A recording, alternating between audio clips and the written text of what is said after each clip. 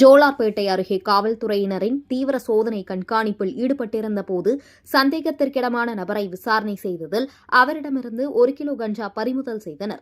கைது செய்யப்பட்ட நபரிடம் விசாரணை மேற்கொண்டதில் ஜோலார்பேட்டை பாய்ச்சல் பகுதியைச் சேர்ந்த குமார் என்பவரின் மகன் தமிழரசன் விற்பனை நோக்கத்தில் கஞ்சா வாங்கி வந்து ஜோலார்பேட்டை பார்ச்சம்பேட்டை ரயில்வே மேம்பாலம் அருகே உள்ள மறைவான இடத்தில் பிளாஸ்டிக் கவர்களில் பேக் செய்து கொண்டிருந்ததாக கூறப்படுகிறது. அந்த நேரத்தில் திருப்பத்தூர் டிஎஸ்பி சௌமியா தலைமையிலான தனிப்படை ரோந்து சென்றபோது சந்தேகத்திற்கிடமான இருந்த தமிழரசனை பிடித்து விசாரணை நடத்தினர். பின்னர் அவரது பையில் சோதனை செய்தபோது விற்பனைக்காக வைத்திருந்த 1 கிலோ கஞ்சா கண்டுபிடிக்கப்பட்டது. உடனடியாக தமிழரசனை கைது செய்து ஜோலார்பேட்டை காவல் நிலையத்தில் ஒப்படைத்தனர். இந்த சம்பவம் தொடர்பாக போலீசார் வழக்கு பதிவு செய்து விசாரணை நடத்தி வருகின்றனர்.